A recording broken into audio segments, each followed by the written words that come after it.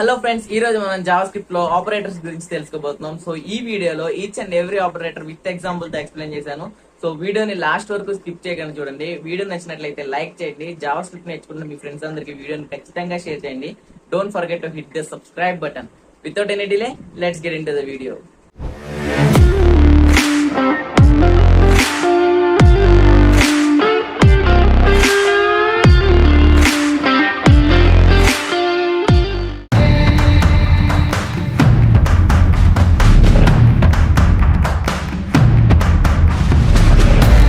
First మనం operator గురించి తెలుసుకుందాం. ఆపరేటర్ అనేది సింబల్ లేదా keyword which is used to perform operations. ఇందులో మనకి ఫస్ట్ వన్ వచ్చేసరికి arithmetic operators. So arithmetic operators అనేవి మనకి మ్యాథమెటికల్ ఆపరేషన్స్ని పర్ఫామ్ చేయడానికి యూజ్ చేస్తాం. అందులో ఫస్ట్ వన్ వచ్చేసరికి ఎడిషన్, రెండు ఆపరేటర్స్ని మనం యాడ్ చేయడానికి ఈ ఆపరేటర్ని యూజ్ చేస్తాం. నెక్స్ట్ వన్ వచ్చేసరికి సబ్ట్రాక్ట్ చేయడానికి మనం ఈ ఆపరేటర్ని యూజ్ చేస్తాం. థర్డ్ వన్ వచ్చేసరికి మల్టిప్లికేషన్, టూ ఆపరెంట్స్ని మల్టిప్లై చేయడానికి మనం ఈ ఆపరెంట్ని యూజ్ చేస్తాం అనమాట. ఫోర్త్ వన్ వచ్చేసరికి డివిజన్, ఇది మనకి డివిజన్ ఆపరేషన్ పర్ఫామ్ చేయడానికి యూజ్ చేస్తాం. మాడ్యులస్ అనేది మనకి రిమైండర్ని రిటర్న్ చేయడానికి యూజ్ చేస్తాం. ఎక్స్పెరిమెంటేషన్ అనేది మనకి సెకండ్ ఆపరెంట్ని ఫస్ట్ ఆపరెంట్ యొక్క పవర్ కింద యూజ్ చేయడానికి యూజ్ చేస్తాం, లైక్ స్క్వేర్స్, క్యూబ్స్ అనమాట. ఇంక్రిమెంట్ అనేది మనం వాల్యూ +1 ఇంక్రిమెంట్ చేయడానికి, డిక్రిమెంట్ అనేది వాల్యూ -1 డిక్రిమెంట్ చేయడానికి యూజ్ చేస్తాం. ఇక్కడ నేను రెండు వేరియబుల్స్ని డిక్లేర్ చేశాను, a = 5 అలాగే b = 2 అని. సో మనకి అర్థమెటిక్ ఆపరేటర్స్లో ఫస్ట్ వన్ వచ్చేసరికి ఎడిషన్ ఆపరేటర్. సో ఈ ఎడిషన్ ఆపరేటర్స్ అనేది ఎందుకు యూజ్ అవుతుందంటే టూ ఆపరెంట్స్ని యాడ్ చేయడానికి యూజ్ చేస్తుంది. ఇక్కడ మనకి ఏ అనేది ఒక ఆపరెంట్ అలాగే బి అనేది ఒక ఆపరెంట్ అనమాట.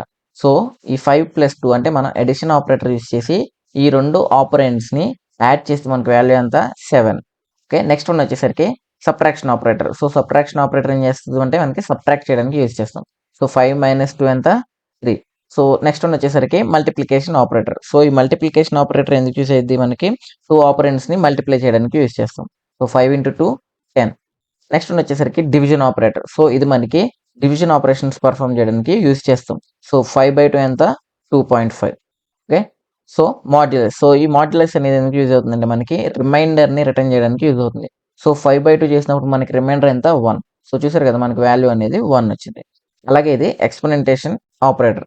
సో ఈ ఆపరేటర్ అనేది మనకి క్యూబ్స్, స్క్వేర్స్ ఇలా పవర్స్ ఉంటాయి కదా, సో అలాంటి ఆపరేషన్స్ పర్ఫామ్ చేయడానికి యూజ్ అవుతుంది అనమాట.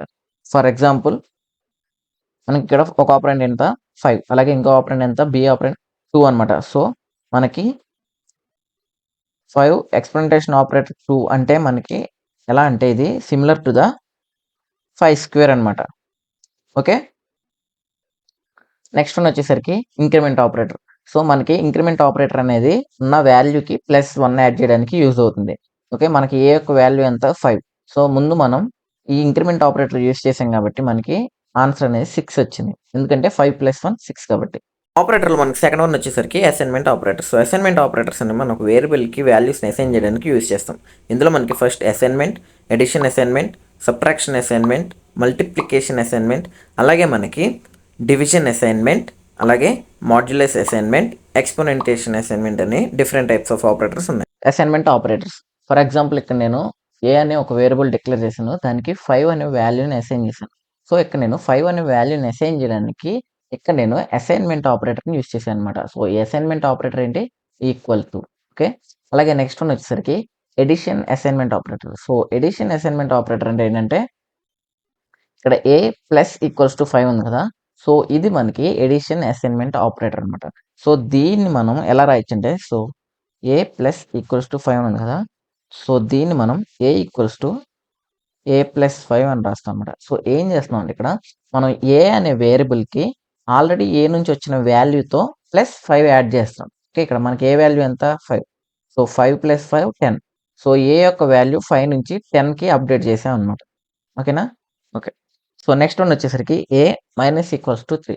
సో a - 3 ఏంటంటే సబ్ట్రాక్షన్ అసైన్మెంట్ అనమాట. సో ఈ సబ్ట్రాక్షన్ అసైన్మెంట్ అంటే ఏంటంటే for example a = a - 3. Okay, subtraction అసైన్మెంట్ని ఇలా కూడా రాయొచ్చు అనమాట. సో a = a - 3 అంటే ఏ వాల్యూ ఎంత మనకి 10, ఎందుకంటే మనకి ప్రీవియస్గా అప్డేట్ చేసాం కదా ఏ వాల్యూ. సో ఇక్కడ మనకి ఏ వాల్యూ అనేది 10. సో 10 - 3 ఎంత 7.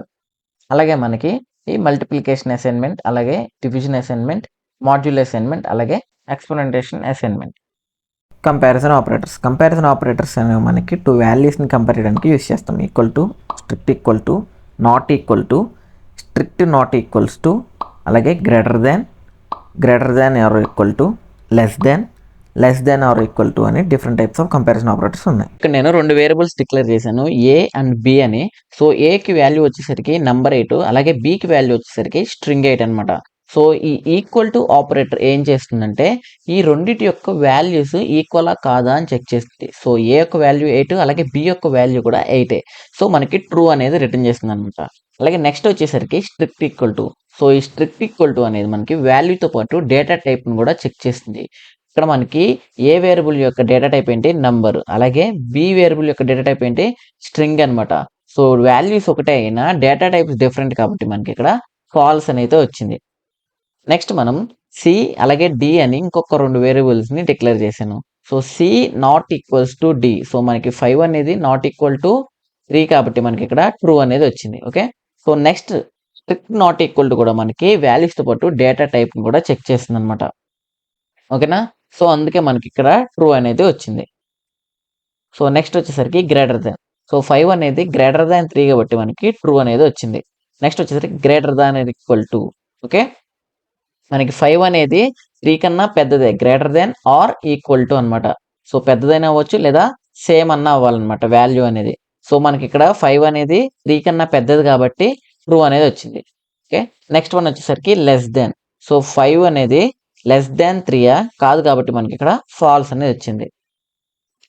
నెక్స్ట్ వన్ వచ్చేసరికి less than or equal to. మనకి 5 అనేది 3 కన్నా లెస్ దాన్ కాదు, అలాగే 3కి ఈక్వల్ కూడా కాదు కాబట్టి మనకి ఇక్కడ ఫాల్స్ అనేది వచ్చిందనమాట. లాజికల్ ఆపరేటర్స్ అనేవి మనకి కండిషనల్ స్టేట్మెంట్స్ కంబైన్ చేయడానికి యూజ్ చేస్తాం. ఇందులో ఫస్ట్ వన్ వచ్చేసరికి లాజికల్ అండ్, సెకండ్ వన్ వచ్చేసరికి లాజికల్ ఆర్, థర్డ్ వన్ వచ్చేసరికి logical not. Logical operators. So ఇక్కడ నేను 2 వేరియబుల్స్ డిక్లేర్ చేశాను, ఏ అలాగే బి అని. ఏ వాల్యూ వచ్చేసరికి ట్రూ, బి వాల్యూ వచ్చేసరికి ఫాల్స్ అనమాట. సో ఈ అండ్ ఆపరేటర్ అనేది ఏం చేస్తుందంటే 2 ట్రూ అవ్వాలి. ఓకేనా, సో ఏ వాల్యూ ట్రూ అలాగే బి వాల్యూ ట్రూ, ఈ 2 కండిషన్స్ ట్రూ అయితే మాత్రం మనకి ఇది ట్రూ అనేది ఇస్తుంది. కానీ ఇక్కడ మనకి ఏంటి, ఏ యొక్క వాల్యూ అంటే ట్రూ, కానీ బి వాల్యూ అంటే ఫాల్స్ అనమాట. సో ట్రూ ఫాల్స్ కాబట్టి మనకి ఇక్కడ ఏమొచ్చింది, ఫాల్స్ అనేది వచ్చింది. నెక్స్ట్ వన్ వచ్చేసరికి ఆర్ అనమాట. సో ఈ లాజికల్ ఆర్ అని చేస్తుందంటే 2 కండిషన్స్ చెక్ చేస్తుంది. ఈ 2 కండిషన్ లో ఏదన్నా ఒకటి ట్రూ ఉంటే మనకి ట్రూ రిటర్న్ చేస్తుంది అనమాట. ఇక్కడ మనకి ఏ అనేది ట్రూ, బి అనేది ఫాల్స్ కాబట్టి ఈ రెండిట్లో మనకి ఒకటి ట్రూ ఉంది కాబట్టి మనకి ట్రూని రిటర్న్ చేస్తుంది. సో లాస్ట్ వన్ వచ్చేసరికి లాజికల్ నాట్. సో ఈ లాజికల్ నాట్ ఏం చేస్తుందంటే ఫాల్స్ ట్రూగా, ట్రూని ఫాల్స్ గా చేస్తుంది అనమాట. ఇక్కడ మనకి బి యొక్క వాల్యూ ఏంటి, ఫాల్స్ అనమాట. So not false true.